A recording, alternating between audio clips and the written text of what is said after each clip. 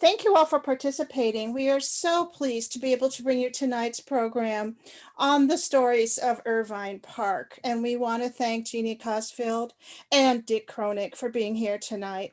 This program is being recorded and will be available on our RCHS YouTube channel within a few days. Some technical reminders: please keep your microphones and personal cameras turned off. And feel free to type your questions and comments in the chat whenever you think of them, and we'll get to those questions for you. At the end of the program, I'll turn off the recording and you may turn on your microphones and cameras so we can all talk together. Please consider supporting the Ramsey County Historical Society. We rely on the support of members and friends like you to continue to present these programs and all of our efforts. And there are some benefits to joining, including our quarterly magazine, Ramsey County History. And the website is on your screen, rchs.com. You may find out more about RCHS on our website, including upcoming programs, how to join or donate, membership benefits.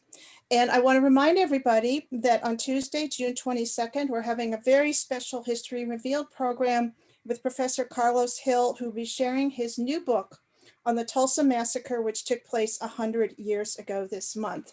And I also want to say a very special thank you to the Roseville Library, Ramsey County Library Branch. We are so pleased to partner with them on many of our History Revealed programs.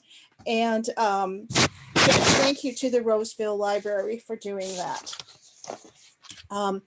The Ramsey County Historical Society acknowledges the sacred Dakota land. Minnesota Makoche, the land where the waters are so clear they reflect the clouds, is the ancestral and contemporary homeland of the Dakota people. It is also home to the Anishinaabe and other indigenous peoples. The Ramsey County Historical Society acknowledges that its sites are located on and benefit from these sacred Dakota lands. Ramsey County Historical Society is committed to preserving our past, informing our present, and inspiring our future. Part of doing so is acknowledging the painful history and current challenges facing the Dakota people, just as we celebrate their contributions, the contributions of the Dakota and other indigenous peoples. You can find our full land acknowledgement statement on our website, including actionable ways in which the Ramsey County Historical Society pledges to honor the Dakota and other indigenous peoples of Minnesota Makoche. The Ramsey County Historical Society is committed to presenting the stories and histories of all in our community, and we're so pleased to bring you tonight's program.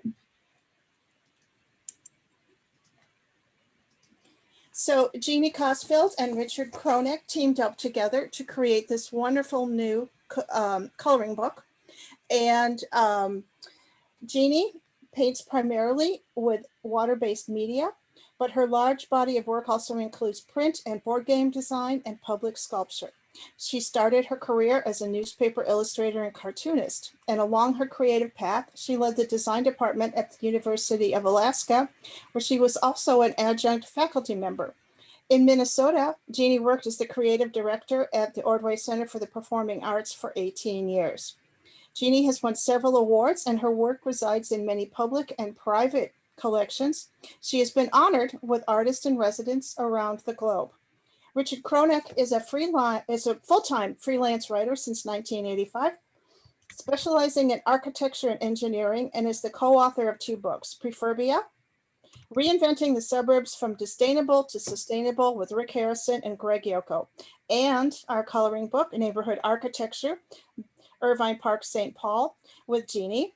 And Dick has written more than 100 articles on architecture and engineering for many publications. He is the editor-in-chief of www.minneapolishistorical.org, Preserve Minneapolis's online guide to historic architecture in Minneapolis. He is also the recipient of the Steve Murray Award for Lifetime Achievement in the 2021 Minneapolis Preservation Awards, and we congratulate him for that. Dick has also led and organized more than 60 architecture tours in the Midwest and Europe for, again, a wide variety of organizations, including the American Institute of Architects, Preserve Minneapolis, and the Frank Lloyd Wright Building Conservancy, and the National Trust for Historic Preservation. And I don't know how he has time for this, but Dick is also a professional musician. He plays string bass, electric bass, and sings in several Twin Cities jazz groups. The band he leads, the Kronick Quintet, released its second CD in 2016. And I just want to share a quick reminder about the coloring. Oh, it's not sharing. Okay, I'm sorry. You can see the cover of the coloring book on the screen, and you may purchase the book on our website, rchs.com, and hopefully I can get the other slide going. But right now I'm going to turn it over to Jeanne and Dick. Thank you both so much for being here. My pleasure. Thank you all, even though we can't be face to face. This is the best we can do, and until we can be, I'm very happy to be here. This is a wonderful experience all around. My collaboration with Dick, with other historians on the book, and with Ramsey County Historical Society. It's just been a real pleasure to work with you all. So this coloring book started with an idea after I had done sketches of Irvine Park, my personal pleasure of being there and sketching the 18 beautiful homes. And having enjoyed a walking tour with Dick Kronick a few years prior, I thought I would reach out to him, have him take a look at what I had produced, and ask him if he would collaborate with me on this coloring book, which he luckily said he would. So from that point forward, something quite wonderful was created, more than I had imagined. So with his knowledge and research, along with a few other historians who got drift of the idea, and the neighbors who were excited about it, the coloring book became, I'm confident to say, one of the most accurate books on the architecture and history of Irvine Park. It's a coloring book, but it is a serious book about this beautiful area of St. Paul. And Ramsey County has been such a great partner with publishing, marketing, encouragement. Meredith, Robin, Chad, they're just not only great people to work with, but very fun to work with. And I have to mention that if you're interested, I'm going to offer a no fear sketching workshop in Irvine Park this summer, one in July and one in August. We would meet at the beautiful fountain and talk about how to sketch a complicated image in a very simplistic way. There is no experience necessary. All ages are welcome. And if you're interested, you can contact me at jeannekosfeld@gmail.com. And also Dick is offering walking tours of Irvine Park this summer. And through his affiliation with Preserve Minneapolis, he's offering walking tours in very interesting neighborhoods in Minneapolis. One is Red Cedar Lane. Check that out. I have been on that one. It's fascinating. Others, a Nicollet Mall, Lowry Hill, and these are through Preserve Minneapolis. So go to the website and check summer tours and see what Dick Kronick is offering, or go to his email and contact him directly. So we don't have to do any walking tonight, but we can enjoy a tour of Irvine Park with Dick. And with that, I'll turn it over to him. Thanks very much, Jeanne. Okay, so now I guess I have to do this. Now I assume everyone can see the advertisement for our book on the screen right now. And since you've already seen that, I'll just move along there. As Jeanne said a moment ago, if you are interested in signing up for any of my tours, just email me. Whoops, I didn't mean to go there. I'll go back. Just email me. There's my my website, and you'll find my email on there, or the email direct is richardkronick@msn.com. Okay, So now let's get to what we really are here for, and that is Irvine Park. And by the way, you'll notice that Jeannie and I are pronouncing it Irvine, and we learned that that pronunciation is correct from descendants of John Irvine. So here he is. This is the guy who made Irvine Park possible. He came to St. Paul in 1843 from a little town in upstate New York called Dansville. And he had been a blacksmith, and then he moved to Cincinnati, I believe, and became a plasterer. But when he came to St. Paul in 1843, he was doing what almost everyone else was doing there. He was a land speculator and was hoping to make his money that way. And he apparently certainly did. He ended up being a member of the St. Paul City Council, the Ramsey County Board of Directors, and then he was a Minnesota State Senator, 1862 and 63. I want to read you just a little part of the obituary for John Irvine. This was published in the St. Paul Globe, May 3rd, 1878. Quote, at 5 o'clock yesterday afternoon, the serious illness of Honorable John R. Irving terminated in death.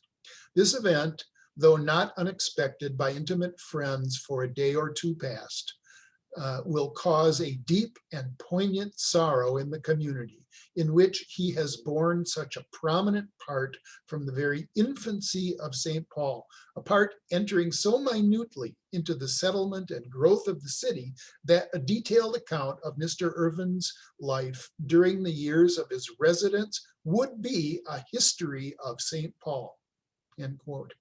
That's quite a compliment to the memory of John Irvine. Here is a map, and it is labeled Rice and Irvine's addition to St. Paul, as I'm saying underneath there. And so just to orient you, if you know St. Paul, this is West 7th Street, also called Fort Road, and this is Seven Corners. Today, the Xcel Energy Center is right here. And so you just go a couple of streets down West 7th Street, you turn left on Walnut, and you come to what is labeled here as the public square. This is Irvine Park, donated by John Irvine in 1849. That's the year Minnesota became a territory. So this is land that was all developed by John Irvine. This is all land that was developed by Henry Rice. They were contemporaries. Here is Rice Park, right by the library and so forth in downtown St. Paul.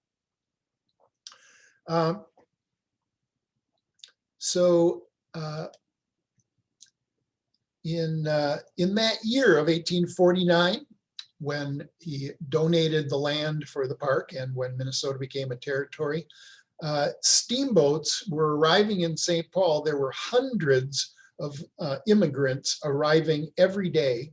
The Minnesota Pioneer reported that 70 buildings were erected in just 3 weeks in the summer of 1849. And so building was booming in St. Paul, and that lasted until a depression, or as they called them in the 19th century, a panic set in 1857, and then things did not pick up until after the Civil War. Meanwhile, the park was really not a park. It was undeveloped for many years and actually was used as grazing land. And it only really started to be developed as a park beginning in the 1880s. The fountain was installed in 1881. And by the 1920s, however, the neighborhood around Irvine Park had begun to decline. And the many grand houses, some of which we'll be looking at in a couple of minutes, began to deteriorate. They were divided up into sleeping rooms. By 1970, the city declared that 96% of the housing stock in the Irvine Park neighborhood was classified as substandard. And so that is also when restoration efforts began. And the Irvine Park area was declared a National Register district in 1973. In other words, it was placed on the National Register of Historic Places, and the neighborhood also was was St. Paul's first locally designated heritage preservation district. By the way, this warehouse depicted right here was owned by James J. Hill. So I think a question arises: why were people stopping in St. Paul? Why didn't you go right up the river a little ways and stop in Minneapolis? And the answer to that has to do with geology. This is a photograph that I took by Lock and Dam #1. Many of you know where that is, right by the Ford Bridge. And this is as good as any to show the general geological makeup that underlies almost the entire land area of the Twin Cities. We have about 10 to 20 feet of limestone on just below our soil. Underneath that is shale, and then hundreds of feet of sandstone are underneath. And so this is the land that our Mississippi River runs across. And about 13,000 years ago, at the end of the last ice age, there have been many ice ages, the falls that is now in downtown Minneapolis was in fact in the place where downtown St. Paul came to be 13,000 years later. And the falls has been moving backwards up the Mississippi River ever since then. And the reason that the falls moves backwards is this geology. So imagine that we're looking at a falls here. The water's coming over the top, and that water comes over the limestone and the shale, and then it curls underneath, and it begins to erode the very soft sandstone at the bottom.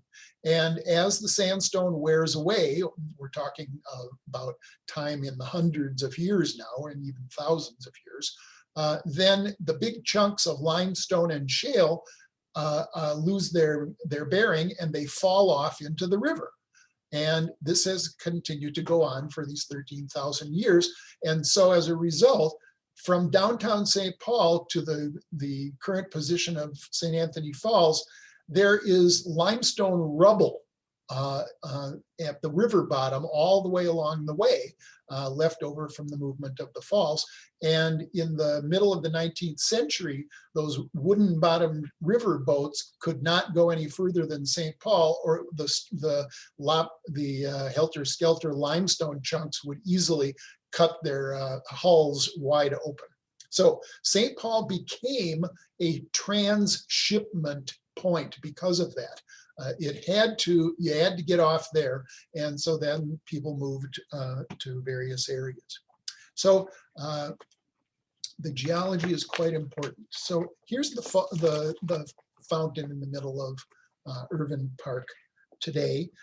This is a new fountain. The original fountain was scrapped out in the 1920s. This new fountain was built and placed in 1978. And it turned out that the foundry that had created the original fountain still had the molds. And so this is nearly an exact replica of the original fountain. The park was redesigned also in the late 1970s by an architect named William Sanders. And the housing around Irvine Park gives us a wonderful opportunity. It turns out that all of the major architectural styles of the 19th century are represented in the housing around Irvine Park. And so I'm an architectural historian. I want to use the houses around Irvine Park to show you what was going on in the 19th century. It was often referred to during the 19th century as a battle of styles. And people were advocates of one or another for a variety of reasons, and I'll talk about those. Okay, so we'll begin with the idea of Gothic architecture.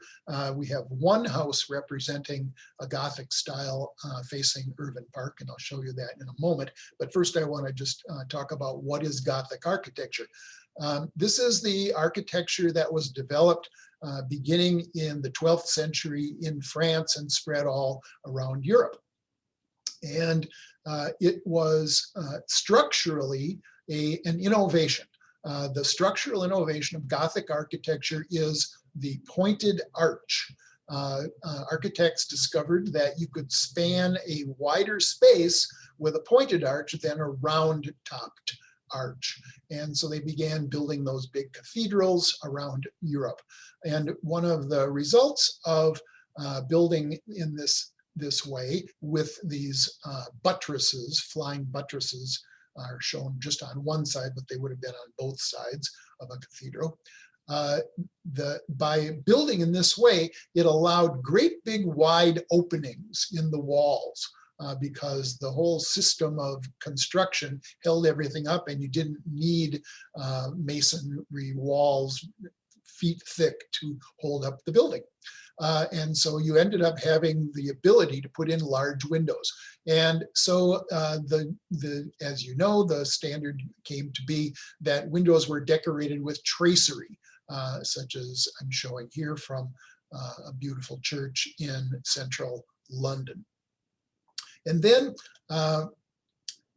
rolling our clock way ahead into the mid-19th century, in America, several architects began advocating for something called Carpenter Gothic. And this was the idea of taking some of the features of the Gothic cathedrals and scaling them down to the size of a house. So Andrew Jackson Downing wrote The Architecture of Country Houses. It was a big bestseller in the mid-19th century. Notice what he's doing here. He's using the pointed arch that we were just looking at in the Gothic cathedral as the doorway. And that's merely symbolic. It's not doing the structural thing that happens in a cathedral. It didn't need to be I mean, the pointed arch is not affording a wider opening like it does for the cathedral. And then he takes the tracery and uses it for what are called barge boards or verge boards. The edges of the roof reflect that idea of window tracery. And so we have a much simplified version of the Gothic style, just a few of its details used to decorate the house. I'm sure you've all seen the most famous example of it, Grant Wood's American Gothic painting. Notice the vertical emphasis on the siding, borrowed possibly from Downing's illustration in his book. And so these are just the features of what is called Carpenter Gothic, making Gothic forms simple and easy enough so that any competent carpenter could build it. And we have such a house in Irvine Park, and here's the lovely page that Jeanne drew about the Henry and J. Knox house. And here is the house. And so it has this vertical emphasis, and this is called board and batten construction. And the battens are these narrow strips which are nailed on right over the joints between the wider boards to keep out the bugs and make the building hopefully airtight. I photographed the house, I think about 3 years ago, when Dave Thune was running for city council. Dave owns the house, and so I like having this photograph, puts the owner's label right on it. The house was built in 1860 for brothers, Henry and J. Knox. Both lived in the house and from time to time. And the house in the when restoration began in the 1970s had been stuccoed over, and Dave Thune had to remove all of that stucco painstaking work. The house is a really lovely example of this Carpenter Gothic. So that's the one and only house in the neighborhood that reflects the Gothic tradition. All the rest of the houses that we'll look at that surround Irvine Park are classical in one nature, in one way or another. And so I just want to very quickly introduce some concepts and terms of classical architecture. Classical architecture begins with the Greeks. And so here I'm showing you a drawing of what the Parthenon would look like if it was intact today. As I'm sure you all know, it is a ruin today. And so I'm just pointing out a couple of major features. The building is held up with columns, as we can see. And then on top of the columns are laid these heavy pieces of stone in 3 layers. The 3 layers together are called the entablature. And here's a blow up of what an entablature is made of. 3 layers, as I just said, the lowest one being the architrave, the middle one called the frieze, and then the top one is called the cornice. For many years, I've had a mnemonic memory device for remembering the order of the parts of the entablature. AFC stands for American Football Conference in my mind, and that reminds me of architecture, frieze, cornice. Notice that the cornice overhangs everything. It is essentially a drip mold so that the rain will fall not onto the stone, but onto the ground at the base. Then the big triangular piece above the entablature is called the pediment. And so we'll be seeing these elements in some of the buildings that we're about to look at. Now, the fundamental idea of classical architecture includes this idea called the orders. And that word order you should take quite literally. The idea is there's a set order, there's a set way to design all kinds of buildings. That's the fundamental concept of classical architecture. And so over hundreds of years in ancient Greece, the architects developed these 4 different ways of designing columns and entablatures. The Tuscan, these are shown in time order: Tuscan, Doric, Ionic, and Corinthian. The Tuscan is the simplest. Its entablature is almost devoid of decoration. The Doric's frieze has this row of what are called triglyphs. 3 forms is what triglyph translates as. The Ionic order's characteristic are these curls that are called volutes. The Corinthian has acanthus leaves represented in its capital.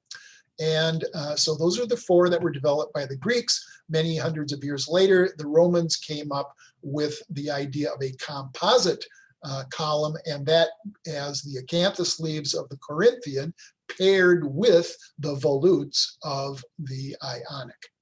Each one has its own type of entablature. Each one is supposed to be a certain height. There's all kinds of rules. So this is basic to classical architecture. Another idea that's basic to classical architecture is harmonic proportion.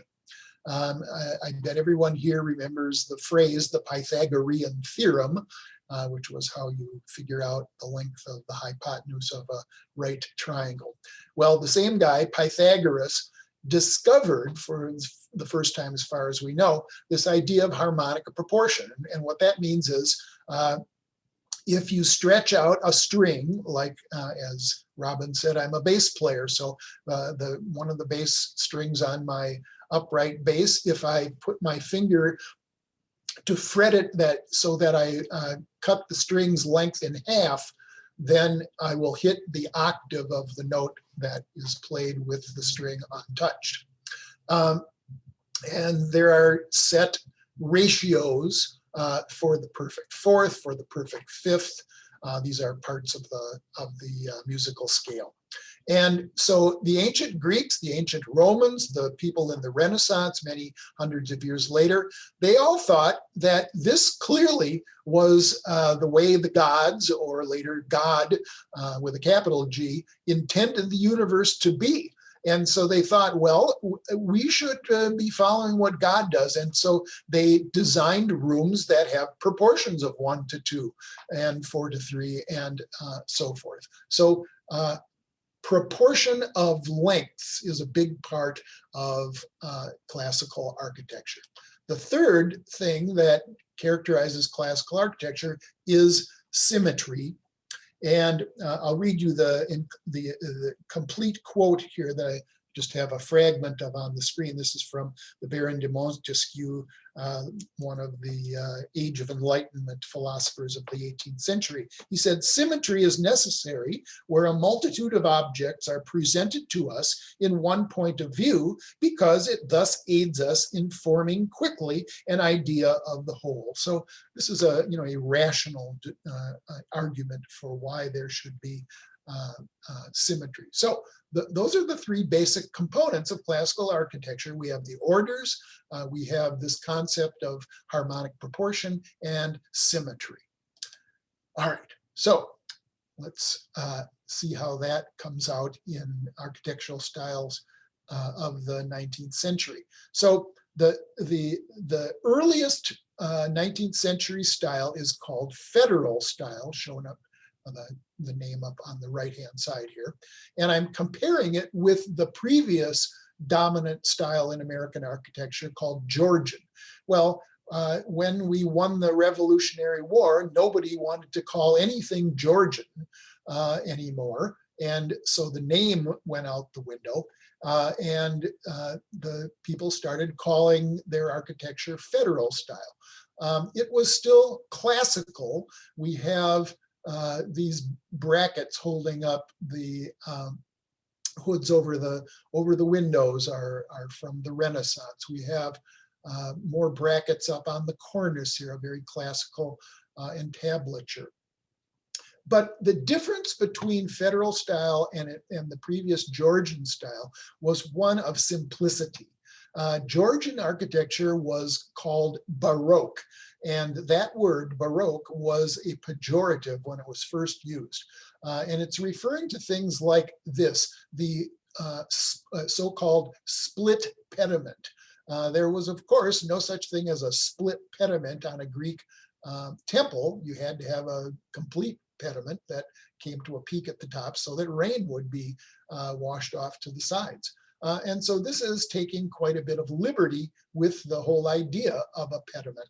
And that's what Baroque architecture did, was it got creative and took a lot of license with basic classical forms. And so the earliest, in the earliest days of America, people disdained that. They disdained pretty much anything that had to do with King George III. And so they rejected that, and they wanted a more simple, a more restrained style of architecture. And that's what federal style really is. It is very conservative. And that was because of the mood of the times. If you know your history, the United States was deeply in debt to France after the Revolutionary War. And people were in a pretty sober mood. Was this experimental thing, the United States, even going to work? Nobody knew. And so things were restrained and a bit less, what do I want to say, fun than the Georgian architecture. Well, we have two examples of federal architecture. And by the way, I'm showing you Jeanne's pages from our book here. Not coincidental at all, of course. We have the Eaton Myler House lower left here, and the Hervey Simpson house at the upper right. So I'll just give you a little bit of the history of the people who built these. James Hervey Simpson was the original client of the house on the upper right here. And he was a government surveyor. He worked in northwestern Minnesota on land and road projects. During the Civil War, he was a general, and then later became the chief engineer of the Department of the Interior of the United States. And so you can get an idea of the level of society that people who built on Irvine Park were at. This was the upper crust of St. Paul society. In contrast to James Hervey Simpson, Alonzo Eaton, who built this other house just around the corner on Irvine Park, was a master carpenter. And so there's a range of social levels in who built in Irvine Park. And as with many houses here,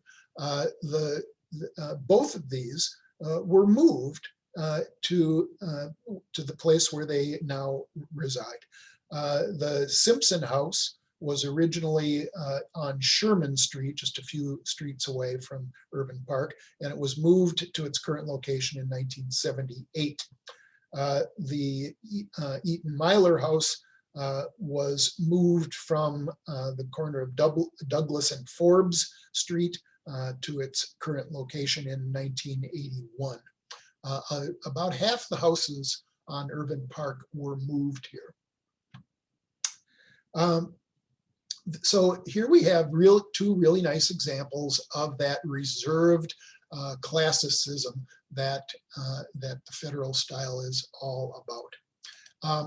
And one thing I should point out, which many of you probably have already noticed, is neither of the houses is bilaterally symmetrical on its front face. The door is over on the right. So we have, instead of a central door, we have slight breaking of the symmetry rule. Also, you can notice that there's more space to the left of this window than there is to the right of that one. And so it's not precisely symmetrical. Same thing on the Simpson house. It's hard for you to see, I'm sure, but the door is over on the right-hand side rather in the middle. The reason for these placements of the doors is just to make wider rooms. If you put the door in the middle, typically you're going to have a hallway in the middle, and then you're going to have two very skinny little rooms on either side. So instead of that, you put the door on one side or the other, and it allows a full width living room at the front of the house. So that's the Federal style. It was popular until and really was dying out by the 1840s. But out here in the hinterlands, these were styles that hung on, in part because people came here from New York, from New England, and they remembered the styles that were built back in their hometowns, and they were building partly for nostalgia. The next style that became popular in America after the Federal was the Greek Revival, and this took hold in the 1820s. And there were two inspirations that brought Greek Revival style into prominence. First of all, what I'm showing on the left here, this is the front cover of a book published by James Stewart and Nicholas Rivette in 1762, The Antiquities of Athens. Stewart and Rivette were the very first people from Western Europe who ventured into Athens and other parts of Greece for hundreds of years. And the reason that nobody from Western Europe was going to Greece was the Ottoman Empire was in control of Greece for hundreds of years, and it was not a very safe place for Christians from Western Europe to be. So as the Ottoman Empire crumbled in the mid-18th century, Stewart and Rivette felt it was safe enough to head over there. And they were the first to make careful measured drawings of the ruins of ancient Greece. And so they brought these ideas back, the measurements, and published their book showing just what the dimensions were. And then in America, numerous architects and builders such as Menard Lefevre used this information to create guidebooks for carpenters, so that anybody with good carpentry skills could build in the Greek Revival style. The second event that propelled Greek Revival into popularity was a Greek civil war. And this was again against the Ottoman Empire. Greek patriots were trying to get free of the Ottomans. And since Americans had just fought our own War of Independence, people were on the side of the patriots in Athens. And so building in the Greek Revival style came to be a statement of patriotism for democracy. And we have 4 Greek Revival houses ringing Irvine Park. Here are Jeanne's lovely drawings of them. And here are photographs of the same houses. So we have 2 of them, the Wagner Marty House and the Parker Marshall House, which are both on the west side of Irvine Park, again, display this non-symmetrical approach to classical architecture with a door that is not in the middle, but on one side, and for the same reason that I mentioned earlier, to allow a nice wide room as your living room in the front of the house. But the other 2, the Wright Prendergast House and the Spencer House, they are called end gable Greek Revival, because the gable is on the end of the house rather than facing the front of the house, as we see on the Wagner Marty and the Parker Marshall houses. And we have a variety of styles. Notice the great big entablature that is placed right under the roof. So it's taking that horizontal thing that was part of the Greek temple and laying it at an angle, of course, under the gable of the roof. And we have the three parts, the architrave, frieze, and cornice are represented in the Wagner Marty house, in the Parker Marshall, and actually all 4 of these houses. This big porch that was on the Wright Prendergast house was added much later in I believe 1906 was when that was added. Yes, 1906. James Prendergast, second owner of the house, hired a St. Paul architect named Mark Fitzpatrick, and Fitzpatrick added this great big portico.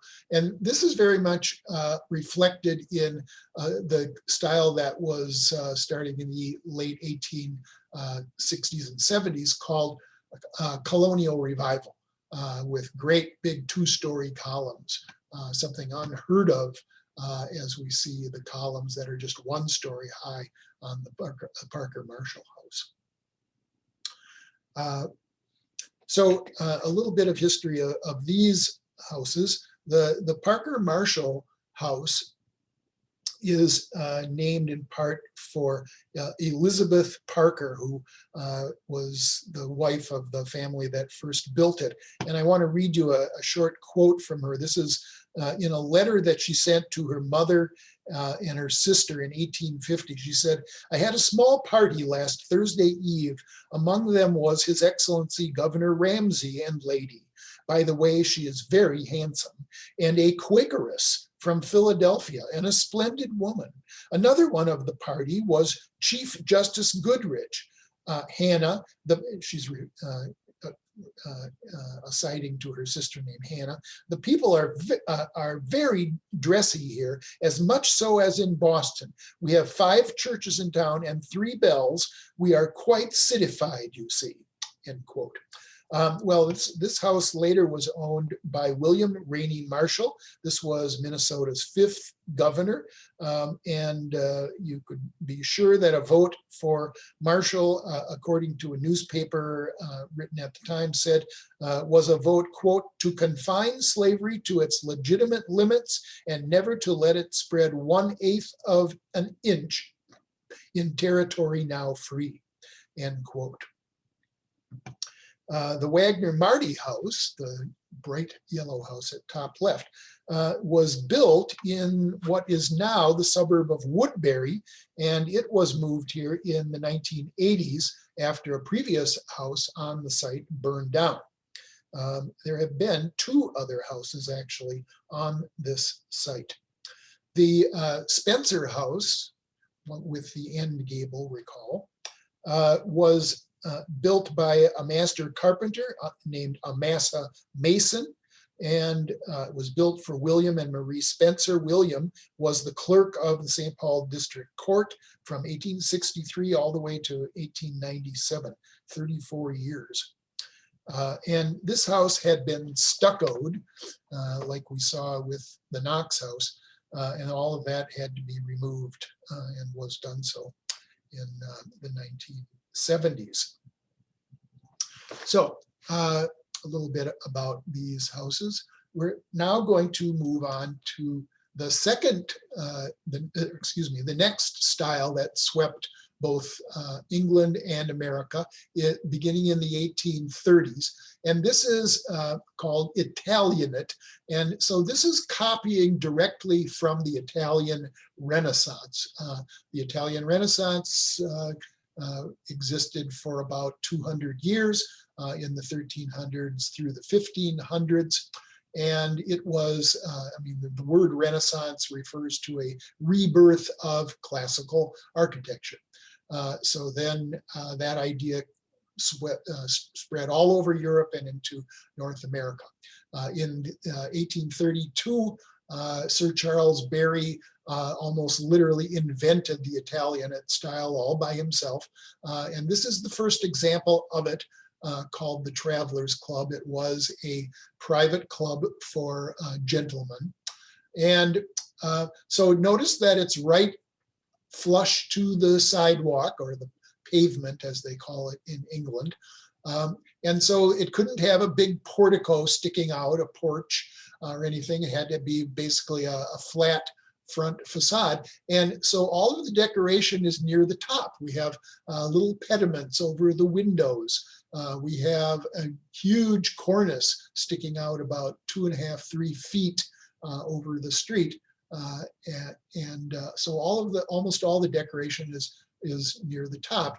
The blocks at the corners are called quoins, Q-U-O-I-N, also part of Renaissance architecture. Well, this suave, citified urban approach to Renaissance architecture became extremely popular, was all the rage in New York City in the 1840s.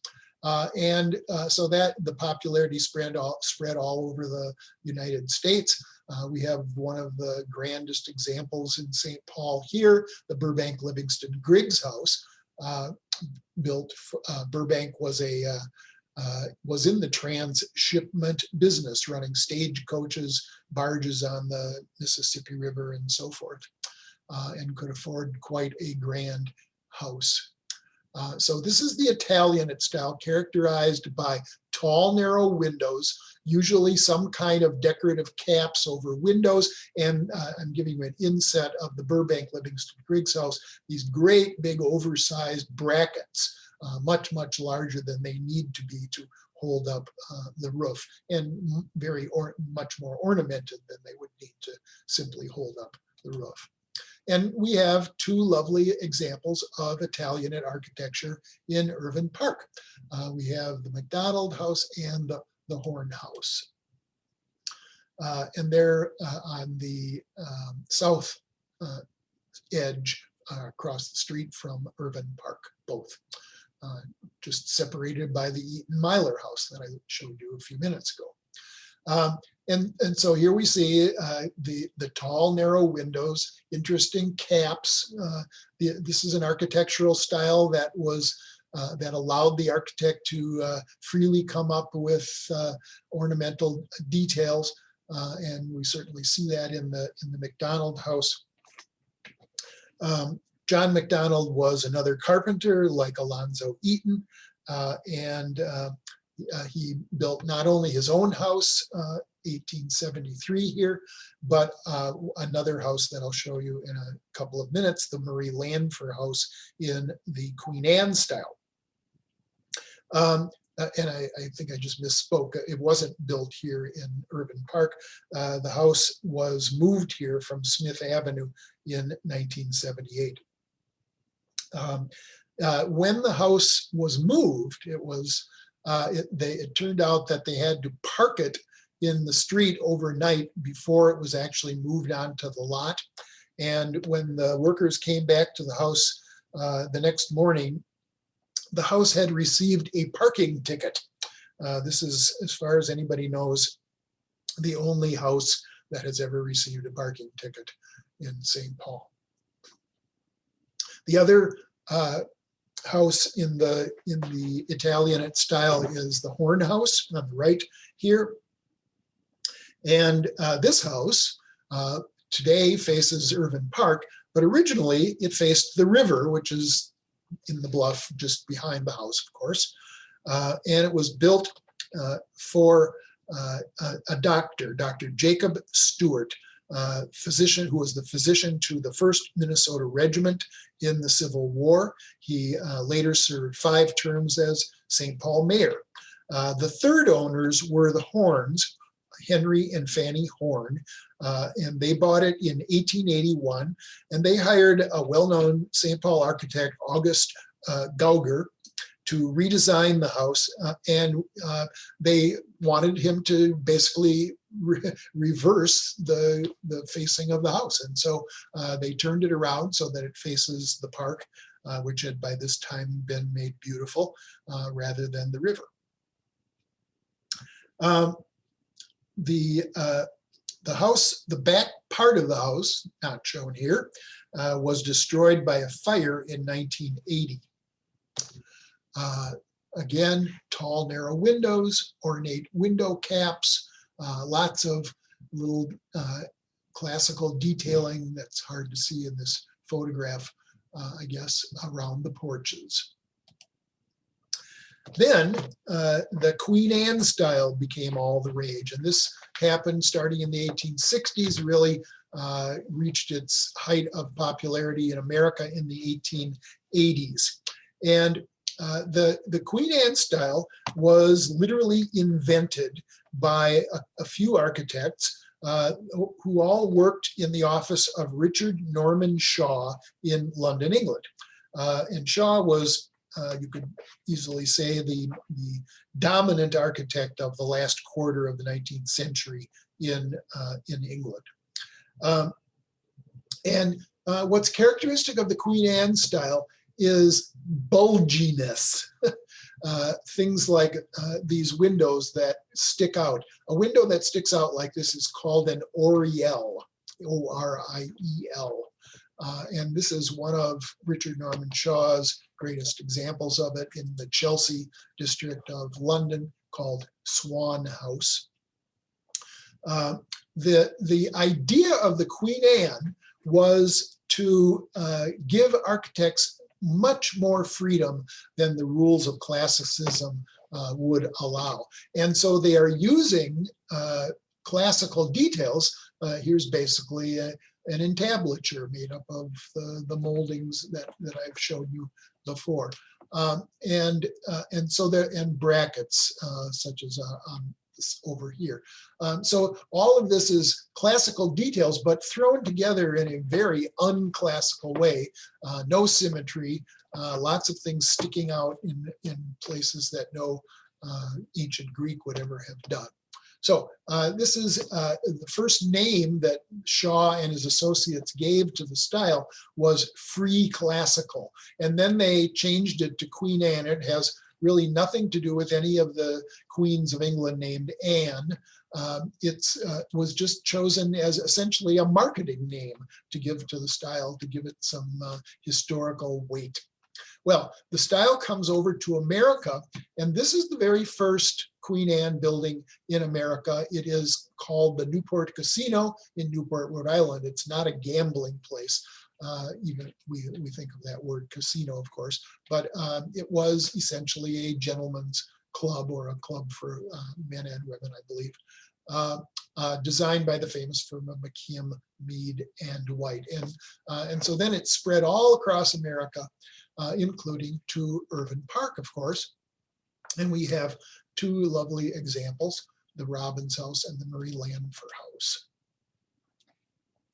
And so the Elizabeth Robbins House on the left here was designed in 1887. It was designed by the architects Mould and McNichol. And it was designed for a widow. Elizabeth Robbins was the widow of Samuel Robbins. Samuel had owned a cooperage, in other words, a barrel making company. And he was also on the board of the St. Paul Fire and Marine Insurance Company. As we know, that became Travelers Insurance today. He died in 1883 and left his entire estate to his wife. This was plenty enough for her to build this house. However, she later came on hard times and had to take in a boarder who lived in the house for many years. The house has the original library that Samuel Robbins left to his widow. The Murray Lanford House was designed by architect Edward Basford, and was built by contractor John McDonald. We just saw his blue and white Italianate house a few minutes ago. And by the way, John McDonald also built McGovern's Pub, which is just around the corner from Irvine Park, up on West 7th Street. When the St. Paul Housing and Redevelopment Authority acquired the Murray Lanford House in 1972, it had been subdivided into sleeping rooms, was covered with asphalt siding, the tower was missing, and the entire insides had been stripped and vandalized. There were 6 fireplace mantles and 3 stained glass windows had all been removed and probably sold for cheap. And it was the couple, George and Peggy Marhoon, who began the restoration. That was continued by Stanley and Rosemary Willett. And the house is magnificent today. It's really one of St. Paul's great painted ladies, as they're called. One thing I would point out about the American Queen Anne is the feeling of mystery that you get. There are always dark recesses in long, deep porches on Queen Anne houses, and cozy little rooms up in the tops of towers, and where there will be window seats, and so the Queen Anne is intentionally cute and adventurous. It's a very fun style. By the way, I mentioned that lots of Queen Anne's have bulginess, and so we have this tower sticking out of the corner of the Murray Lanford. We have this oriel window on the side of the Elizabeth Robbins house. The last house that I'll talk about responds to what the Romans did, and so just a brief introduction of Roman architecture to compare it with ancient Greek architecture. The Romans defeated the Greeks and, as we know, became a dominant force for hundreds of years around Europe. And the characteristic, the essential characteristic of Roman architecture is the round-headed arch.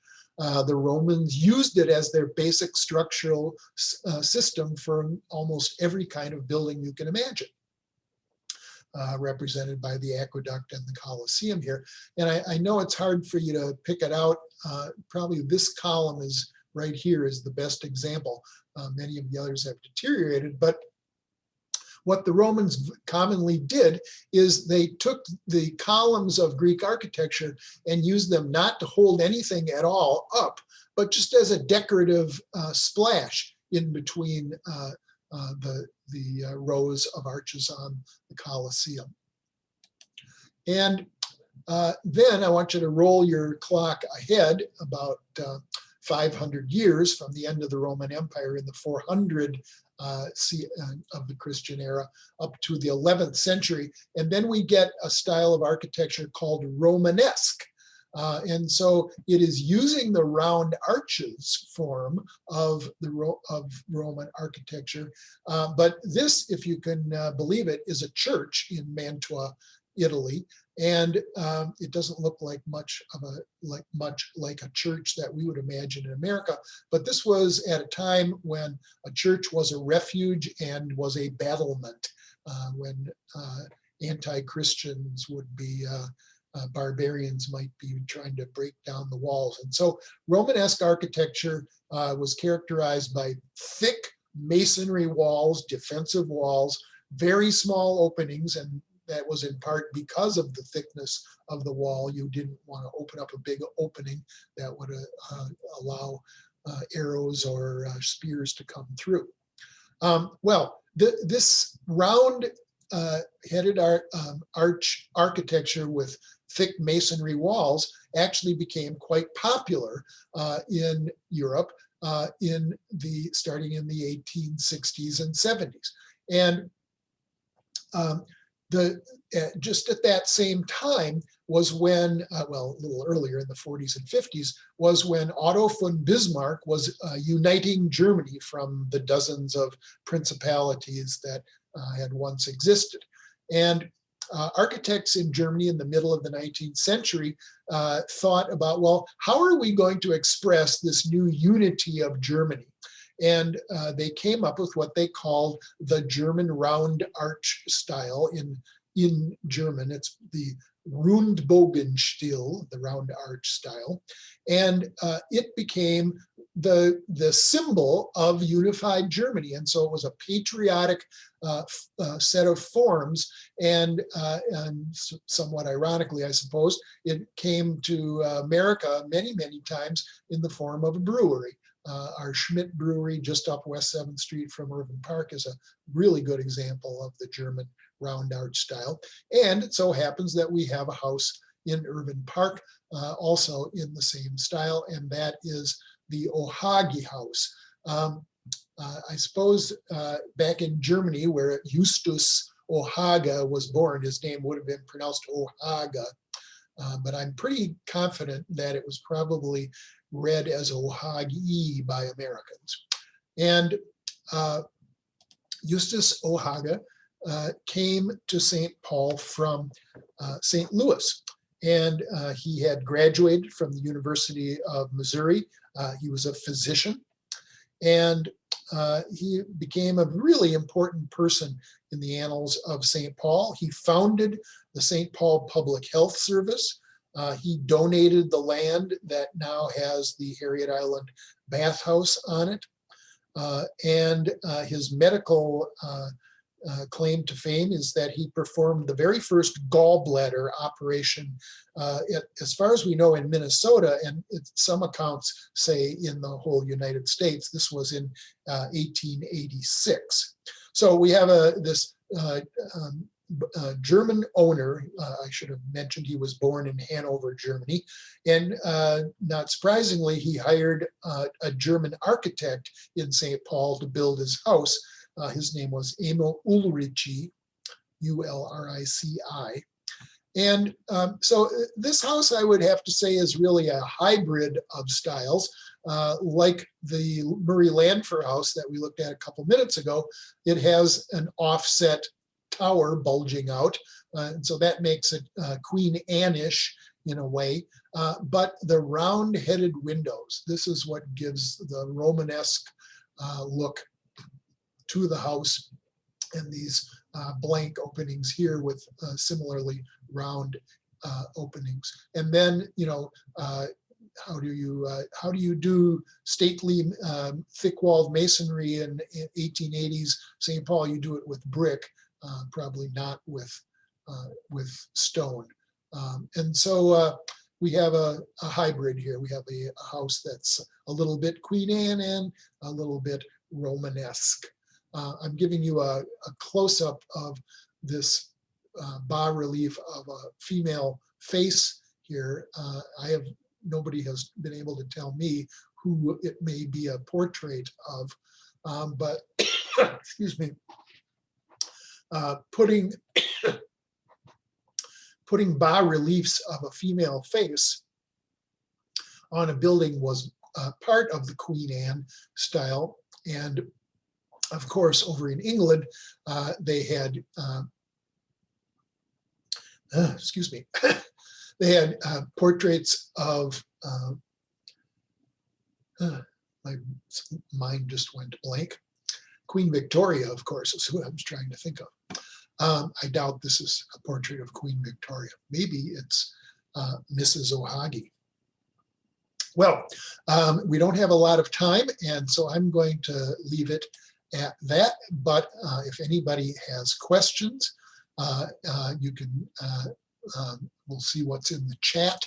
And if anybody wants to discuss any of this at greater length, here's my email address, or excuse me, my website at the bottom, and you can email me on my website. Do we have questions in the chat? Thanks, Dick, for that talk, and thanks, Jeannie, for the introduction. There was a question. Denise asks that she had heard that the O'Hagy house was masculine Queen Anne. If you want to talk a little bit about that. Yeah, well, I think that's the O'Hagy house. Oops, did I lose my screen here? Oh, I see. I'll go back to it just so we can look at what we're talking about.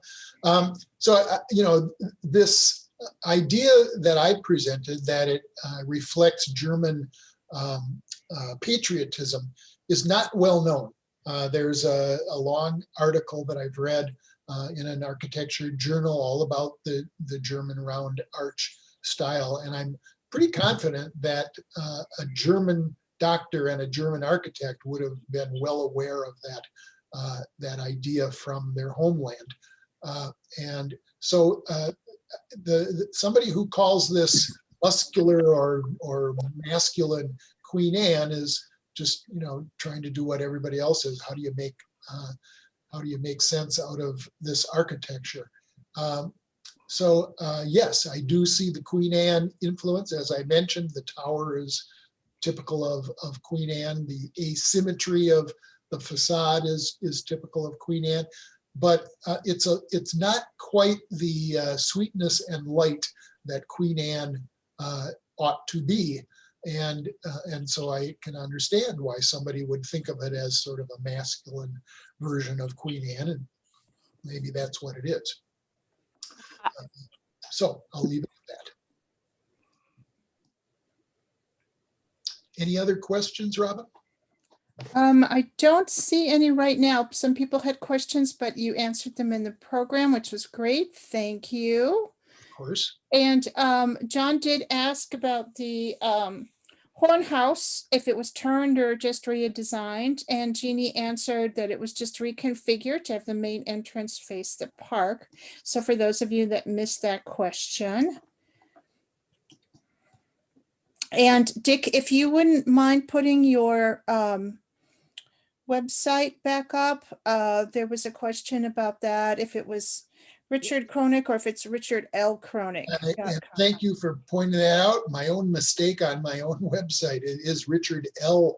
Kronick. So I apologize for that. Yes, richardlkronick.com. Great. Thank you for correcting that. Okay, well, if there's no other questions, I want to really thank Jeannie and Dick and urge everybody to check out our website.